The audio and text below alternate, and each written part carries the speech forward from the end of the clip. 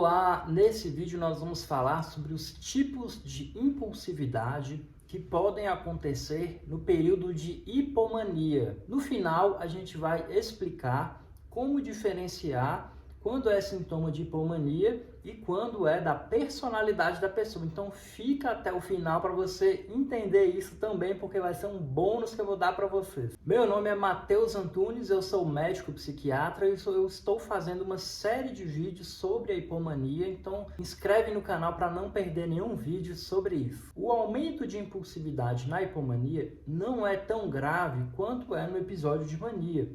Portanto, por ser mais sutil, ele pode passar batido e nem mesmo o paciente ou os amigos e família vão perceber esse sintoma presente. As informações desse vídeo foram tiradas desse livro aqui que eu recomendo para todos os pacientes. Não fui eu que escrevi, então eu não estou ganhando nada com isso, é realmente uma indicação porque esse livro é muito bom. Eu vou deixar o link dele na descrição aqui do vídeo. Então vamos começar. O primeiro tipo de impulsividade na hipomania que nós vamos falar hoje é dos gastos, da impulsividade financeira, vamos dizer assim. Pode ocorrer uma vontade maior de gastos, de compras. Quando a gente compara a hipomania com a mania, uma das coisas que chama a atenção é que na mania, por ser um quadro mais grave, a pessoa ela vai gastar e muitas vezes ela vai se endividar. Então, os prejuízos decorrentes daquele gasto, eles são perceptíveis para todos, pois ela vai gastar quantidades grandes de dinheiro e isso vai atrapalhar as suas finanças. Na hipomania, não. Na hipomania, a vontade de comprar aumenta, mas não necessariamente a pessoa vai se endividar, ela vai comprar dentro do orçamento dela. E isso dificulta a compreensão desse sintoma, a identificação desse sintoma, mas vou dar alguns exemplos para ajudar vocês a entenderem. Algumas pessoas podem levar mais de um item. Por exemplo, ela vai comprar um tênis, ela vai comprar uma bolsa, um sapato, e ela precisa só de um, mas ela compra 2, 3, 4. Então, vai ficar aquele tanto de tênis, aquele tanto de bolsa guardado sem usar, porque ela não precisava de comprar aquela quantidade de itens, mas ela acabou levando mais. E isso pode estar perfeitamente dentro do orçamento dela, então ela não vai se endividar por causa disso, mas ela vai gastar mais, porque ela está mais impulsiva para gasto. E às vezes os presentes, os itens, nem são para a própria pessoa.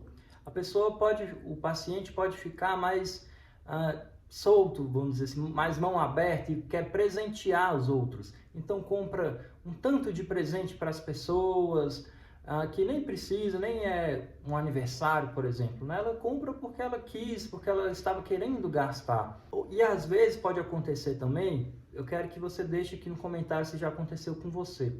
A pessoa às vezes nem compra, mas ela fica com aquela vontade aumentada de comprar. Então ela entra no site online de compras e vai colocando itens no carrinho, vai adicionando itens no carrinho e fica dias assim, o carrinho fica cheio de compras.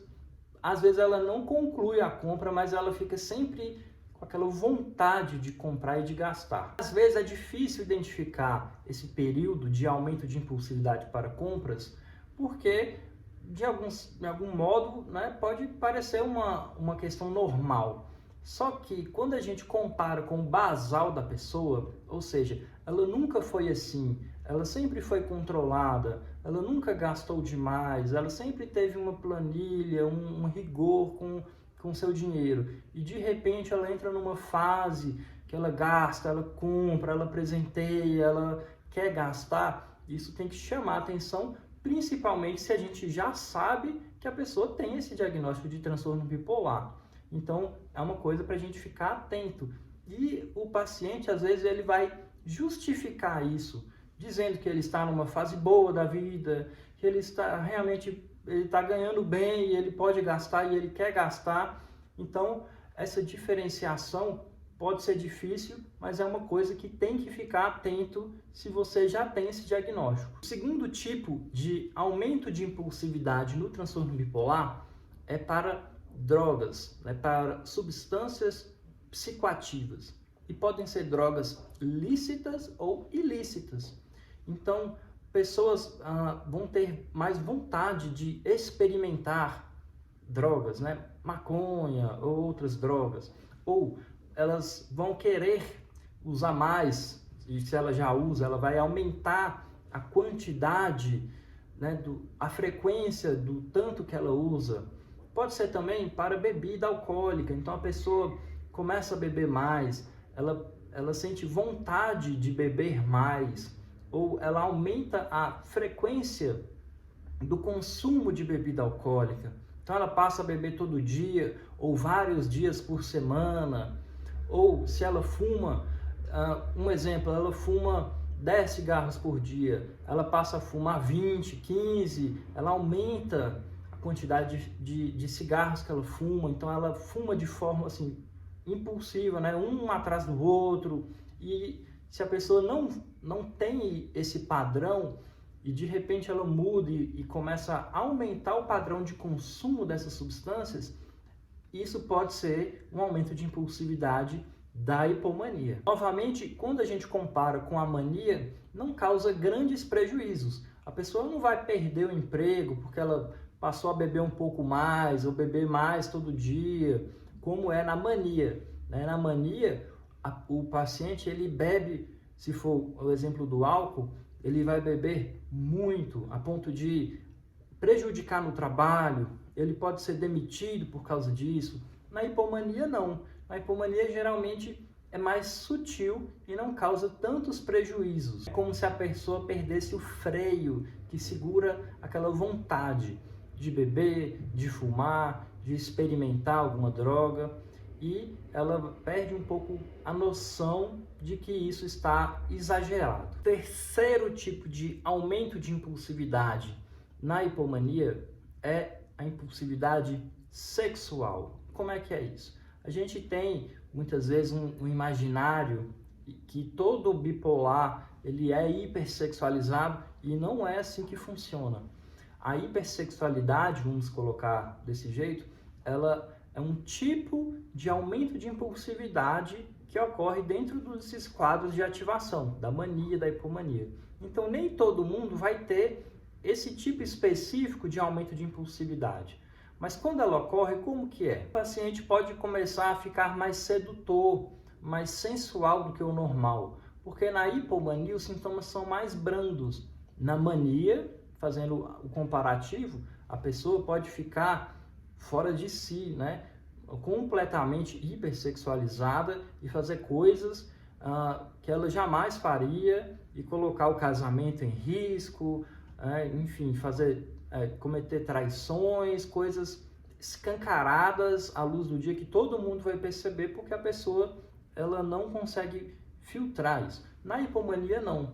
A pessoa pode simplesmente se sentir mais sedutora, mais bonita, e ela vai começar a paquerar outras pessoas, vai se sentir mais atrativa, né? Ela vai querer esse contato, ela vai buscar esse contato. Pode ocorrer um aumento do pensamento de coisas relacionadas com a sexualidade, né? Com o próprio ato sexual. Então a pessoa fica pensando nisso quase que o dia todo, ou pode aumentar o consumo de pornografia, então a pessoa fica querendo entrar em sites, em vídeos, com toda hora, com uma frequência muito grande, e isso é diferente do normal dela, então é como se aquilo realmente ficasse exagerado para aquela pessoa. Pode ocorrer também um aumento da coragem, então a pessoa vai se arriscar, vai buscar aventuras sexuais, locais inusitados. Tudo isso pode acontecer na hipomania. O quarto tipo de aumento de impulsividade da hipomania é visual. Tem gente que vai buscar mudar o seu estilo de forma radical. Então a pessoa passa a vestir de maneira que ela não vestia antes, ou ela tem mais coragem para usar roupas mais ousadas, mais coloridas, mais curtas, vamos dizer assim, e ela nunca teve esse padrão de usar esse tipo de roupa, né? Uma coisa que é diferente, que destoa do normal dela. Então isso faz a gente pensar que pode ser um aumento de impulsividade também.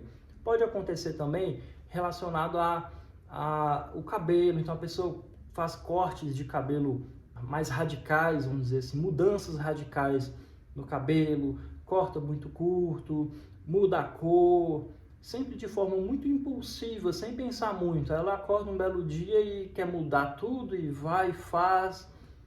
Também pode acontecer na forma de tatuagens. Tem gente que faz tatuagens de forma impulsiva, né, dentro desse contexto, dessa impulsividade da mania, e sendo que a pessoa às vezes não tinha coragem, não tinha o costume de fazer tantas tatuagens assim, e nessa fase ela criou a coragem, fez uma ou mais de uma, sempre de forma muito impulsiva. A gente também tem que suspeitar de que isso pode estar dentro do contexto da hipomania. O quinto tipo de aumento de impulsividade na hipomania é para investimentos. Tem um pouco de relação com os gastos, mas aqui vocês vão entender a diferença. Os gastos a gente entende como mais na parte das compras, né? Então a pessoa ela quer gastar dinheiro comprando coisas, comprando itens.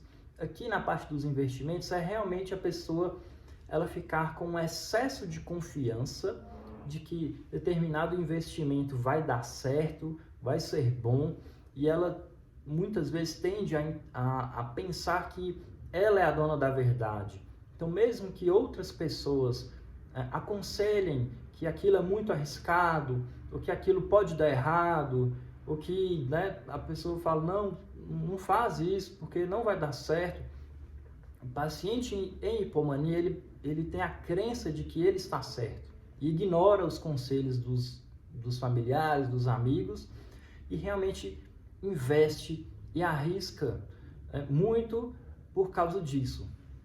Isso pode dar errado, obviamente, como pode dar certo. Então, algumas pessoas em hipomania podem realmente ganhar mais dinheiro porque elas se arriscam mais. Porém, justamente por causa desses riscos, elas podem perder dinheiro. Quando a gente faz o comparativo com a mania, na mania, por ser mais grave, o risco que a pessoa toma é muito maior. Por exemplo, na mania, a pessoa pode arriscar a ponto de correr o risco de perder todo o seu patrimônio, né? De dilapidar o patrimônio, perder tudo que tem, colocar a vida dela, da família, toda em risco. Perder casa, carro, enfim. Na hipomania, não.